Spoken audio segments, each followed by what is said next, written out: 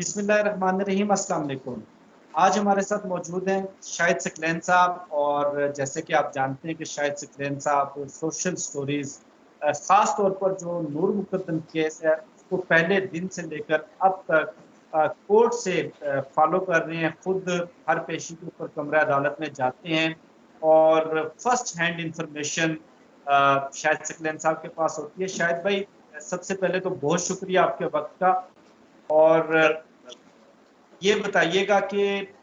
اب تک کیا اپڈیٹس ہیں نور مقدم کیس میں؟ شفقت، ایک تو آپ کا بہت بہت شکریہ، اور آپ کے بھی اس کو السلام علیکم۔ آج بھی ہیئرنگ تھی اور کل بھی انشاءاللہ ہیئرنگ ہے اس کیس کی۔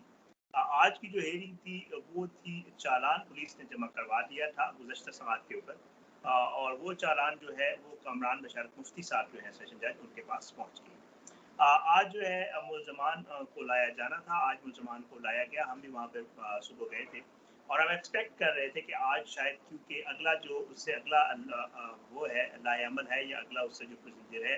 وہ یہی ہے کہ اب یہ چالان جمع ہونے کے بعد کیس جو ہے وہ کسی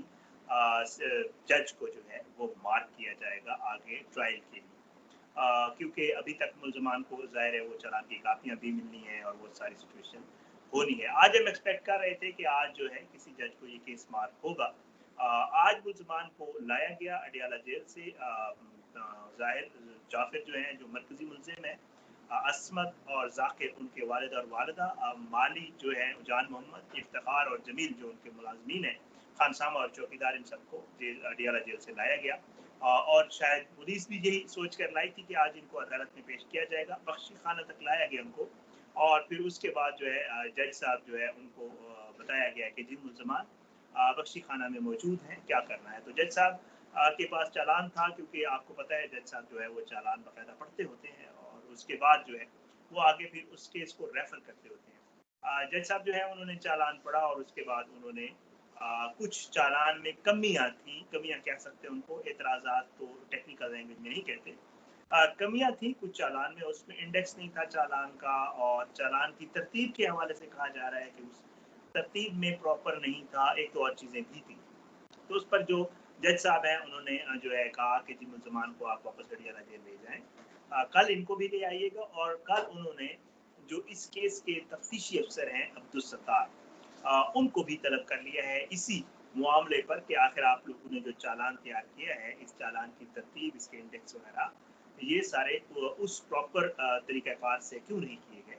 جس سے عموماً چالان بنایا جاتا ہے۔ تو آج ہم وہاں گئے، آج کی سماعت تو نہیں ہوئی، لیکن یہ ہے کہ یہ ڈیولپمنٹ آج کی ڈیٹ میں جو ہے وہ ہماری جو کچہری ہے یہاں اسلام آباد کی پیٹ والی، وہاں پہ یہ ڈیولپمنٹ ہوئی ہے۔ بہرحال سوالیہ نشان جو ہے وہ پولیس کی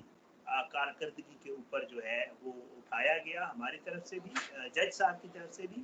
اور جو وہاں پہ وہ خلا یا کورٹ رپورٹرز جو دوست موجود ہوتے ہیں جو کور کر رہے ہیں، انہوں نے بھی یہی کہا کہ جی پولیس نے کوئی پہلا چالان تو نہیں بنایا تھا، پولیس آلریڈی یہ چالان بناتی ہوتی ہے، اسی قسم کے کیسز آتے رہتے ہیں پہلے بھی۔ تو اتنی جو ہے وہ اہم نوعیت کا کیس ہے، اتنا زیادہ امپورٹنٹ کیس ہے، اور اس کو بہت زیادہ اہمیت دی جا رہی ہے۔ ایون وزیر اعظم پاکستان اور آئی جی اسلام آباد اور بہت سارے اس میں لوگ جو ہے وہ انوالو ہیں۔ تو اس ایسے کیس کا جو ہے وہ چالان تیار کرنے میں اور پھر اس کو جج صاحب تک پہنچانے میں، جمع کروانے میں، کیونکہ یہ چالان جمع ہونے سے پہلے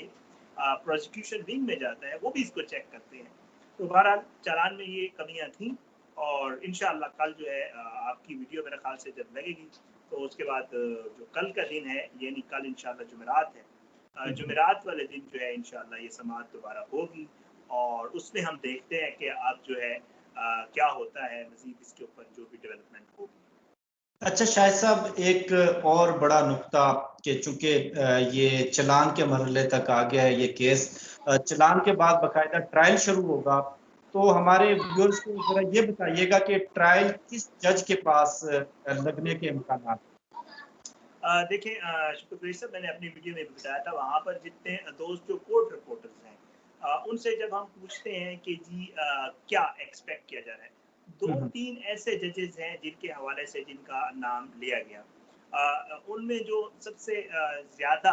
ایکسپیکٹ کیا جا رہا ہے، کیونکہ یہ جو جینڈر बेस्ड केसेस होते हैं, जो जेंडर वायलेंस के केसेस होते हैं, जिनमें इस तरह के मामला होते हैं, मर्डर या किसी खातून के साथ जैसे आपको पता है तशद्दुद कर दिया, या इस तरह के जितने भी केसेस हैं, इसके लिए कहा यह जा रहा है कि अता रबानी साहब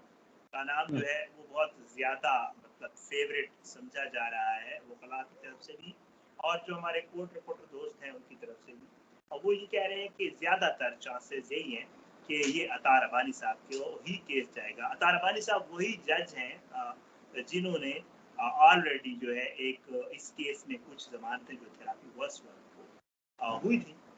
उनके पास ये केस जाएगा। और इसके अलावा अता रबानी साहब के पास कहा यह जा रहा है कि आपको याद होगा जो E11 वाला जो केस है, उस्मान मिर्जा वाला लड़की, उस वाला केस भी कहा यह जा रहा है कि शायद वो अब बाकायदा ट्रायल जब उसका शुरू होगा तो मे बी वो भी उस अता रबानी साहब की तरफ जाएगा, क्योंकि अभी तक वो गोंदल साहब सुन रहे हैं उस केस को। उसका भी चालान जमा होना है मेरे ख्याल से, उसकी भी कल डेट है, 9 की डेट है उसकी, तो उम्मीद है उसका भी कल इंशाल्लाह चालान आ जाएगा। तो कल दो बड़ी खबरें होंगी इंशाल्लाह। अच्छा शाहिद साहब, ज़रा हमारे व्यूअर्स को ये भी बताइएगा कि चालान जमा होने के बाद जब फर्द जुर्म आयद हो जाएगी और अता रबानी साहब जैसे आपने बताया एक्सपेक्टेड है कि उनकी अदालत में लग जाए, तो कितना टाइम लग सकता है? क्योंकि